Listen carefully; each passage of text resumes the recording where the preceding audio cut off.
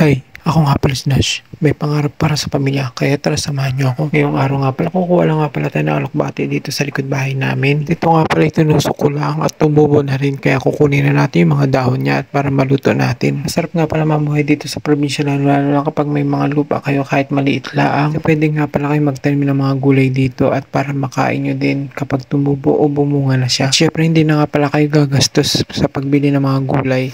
Kaya maghihirap na kayo magtanim dito. At least libre, di ba guys? Kwento ko nga pala sa inyo kung paano kami namumuhay dito sa probinsya. Ito nga pala sa amin, libre lang pag magluluto kayo. Kasi nga pala ang gamit nga namin ay dikahoy. Hanap nga lang pala kami ng panggatong para makaluto kami.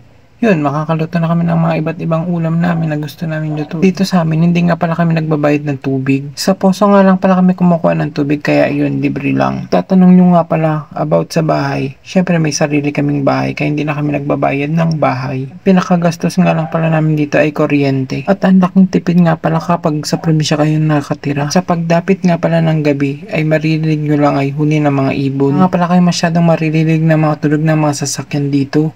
Ito nga pala sa amin ay libre lang maligo sa mga kapaligiran. Hindi nga pala kayo pumunta ng ilog or dagat dito. Madalas kami nga pala pumupunta sa ilog. Kapag pumupunta nga pala kami doon, nakaka-relax nga pala doon. At lahat ng mga stress na dinadala nyo, mawawala. Hindi nga pala sa Mindoro, maraming tanawin at maraming kayo mapupuntahan na pasyalan dito. Magaganda nga pala mga tanawin dito sa amin sa Mindoro. Ito nga pala, libre papaya, libre malunggay at libre mga iba't ibang gulay. At basta magtanim lang kayo. Hindi nga pala sa amin ay pwede naman kayo manghingi ng gulay sa kapitbahay. Basta magpaalam lang kayo ng maayos. Pag nagluluto nga pala kami nandito ng tinola, kukuha lang kami ng papaya at malunggay, sold na. Wala pa kaming gastos. Ito sa amin, kapag may mga kapitbahay na mimigay ng mga gulay, so libre na kayo at mga prutas.